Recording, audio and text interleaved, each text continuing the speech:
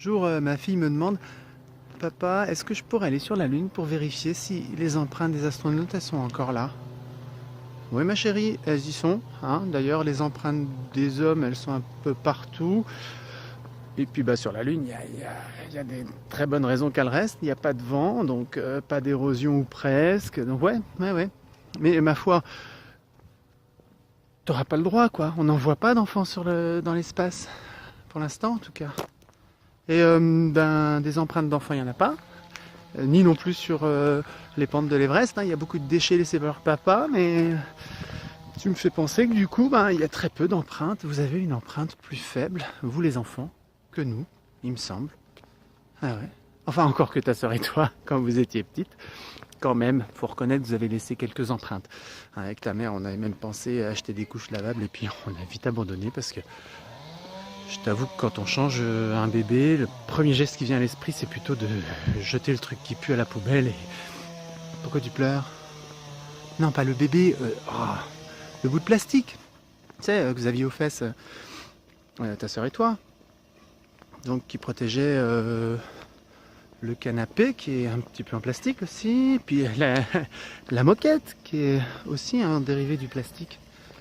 Donc, ta mère et moi, on a toujours pensé qu'il fallait protéger le plastique. Parce que le plastique, c'est fantastique. Tu pleures encore. Oh.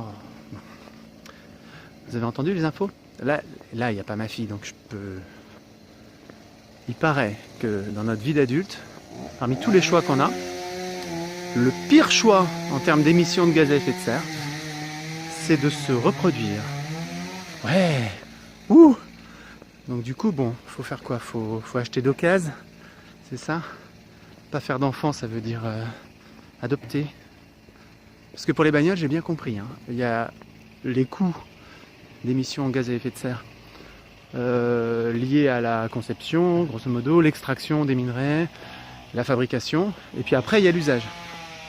Et c'est d'ailleurs ce qui fait que une espèce d'immense arnaque avec les voitures électriques si on les achète neuves, puisqu'il va falloir rouler ensuite.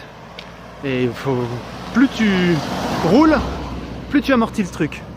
Donc ça c'est un espèce de biais de... Comment on appelle ça? J'ai oublié le nom. C'est un espèce de biais de confirmation, quoi, en gros. Biais des pertes, je crois, irréductible. Ou... En gros, t'as fait une connerie, quoi. T'as acheté un truc qu'il fallait pas acheter. Donc bon, il faut acheter d'occasion. Ça j'ai bien compris. Mais revenons aux enfants et aux adultes. Donc l'être humain... on va raisonner pareil. Donc il y a les coûts de conception. Hein. Alors pour moi, c'était pas énorme, hein, j'avoue. Ma femme un peu plus, parce qu'il faut porter l'enfant. Mais ensuite, il y a...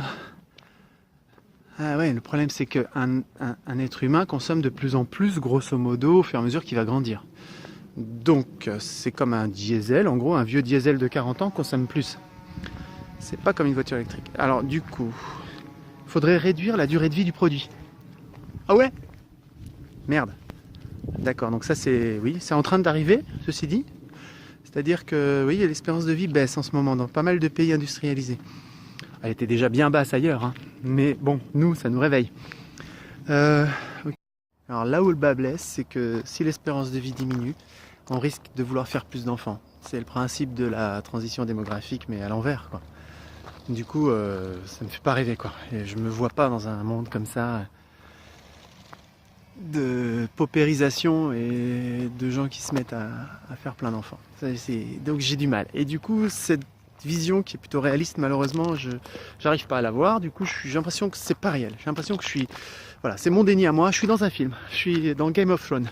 Et du coup, l'image que vous avez peut-être vue de Pablo Servigne, si vous connaissez, qui manque que le col en fourrure pour ressembler à Jon Snow, quoi. Et il est là, il collapse is coming. Avec un sourire quand même. Parce qu'il est gentil, avec ses petits yeux de biche. Et du coup, moi, je sais...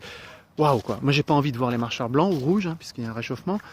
Non, je veux voir la saison d'après. Je veux que ça se résolve. Je veux voir ce que se passe après. Alors, je m'imagine, moi, du coup, mais dans 2 ans, parce que trop loin dans le temps, j'y arrive pas. Donc, du coup, c'est plus facile d'imaginer un effondrement proche. Et puis, après, voilà. Alors, je suis plutôt dans les classes aisées. Hein. Moi, j'ai envie d'être plutôt du côté des moins perdants. Et c'est con, mais voilà, je me retrouve cadre à Paris. Salut les gars, ça va? Ouais. Bon week-end? Ouais, ouais. Un petit café là-bas? Ouais.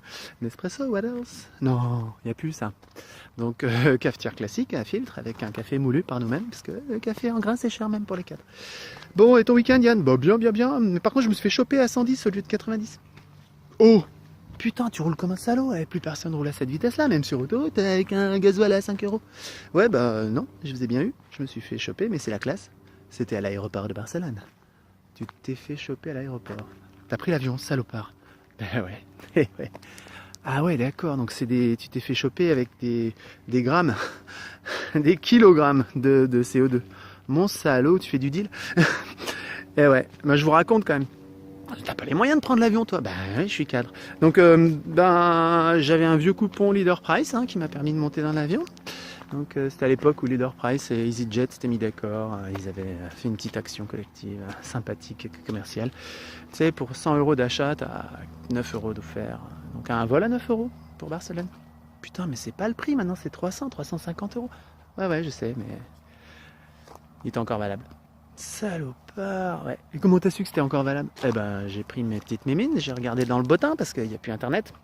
Et du coup, j'ai appelé l'opératrice d'EasyJet Stream. Donc la nouvelle compagnie là, qui a été rachetée là, parce que bon, ils savent bien que le Jetstream c'est en train de se casser la gueule, mais ils récupèrent greenwashing et puis voilà, EasyJet et les avions qui détruisent le Jetstream s'appellent Jetstream. Et puis voilà, donc ils m'ont dit oui monsieur Martaille bien sûr, notre offre est toujours valable. Bref, j'ai pris l'avion. Alors j'étais à l'arrière debout, normal, sur un strapontin avec plein d'autres gens comme moi, quoi, des cadres. Et puis à l'avant il y avait les 4 sup qui eux sont pas encore trop cassés la gueule, les salopards. Pendant que nous, on se paupérise. Bon, bref, et du coup, devant, ils avaient des toasts au jambon. Un truc de dingue. Du jambon, quoi. Putain, nous, on bouffe plus que du fromage les jours de fête. Bon, bref, et j'arrive à l'aéroport, il me chope, monsieur Martaille, vous avez dépassé votre quota de CO2, veuillez présenter votre carnet de rationnement. Ah, bien sûr, j'avais mon carnet, sinon tu en tôle. Et il m'enlève 2 points, et moi j'étais vert quoi, putain, le kérosène les gars, on avait dit qu'on taxait pas le kérosène. Bah oui, mais vous avez pas vu le dernier arrêté paru au journal officiel concernant les 3e classes en avion, qui maintenant payent la taxe sur le carbone. Désolé. Putain, c'est injustice sociale, pourquoi que les 3e classes quoi? Nous on est cadres, on commence à être déclassés, donc c'est comme si tout le monde descendait. Il y a 2 ans c'était les gilets jaunes, ça concernait plutôt les classes populaires quoi. Ah non, si on déclasse les classes supérieures, où va-t-on quoi? Fait chier, je vais remettre mon gilet jaune. Alors j'étais vert. D'ailleurs, ça me fait penser, vous me ferez penser à prendre mon gilet jaune ce soir après le boulot, faut que j'aille couper du bois. Parce que l'hiver dernier c'était un peu hard avec ma femme et mes gosses là, on s'est pelé un peu, donc là j'en ai ras le bol, je coupe du bois, j'en ai rien à foutre. Je sais c'est interdit mais j'irai en forêt de Rambouillet, je m'en fous, j'irai couper du bois. Tu veux ton gilet jaune? Pourquoi? Parce que les chasseurs ils ont encore quelques cartouches, alors j'ai un peu peur.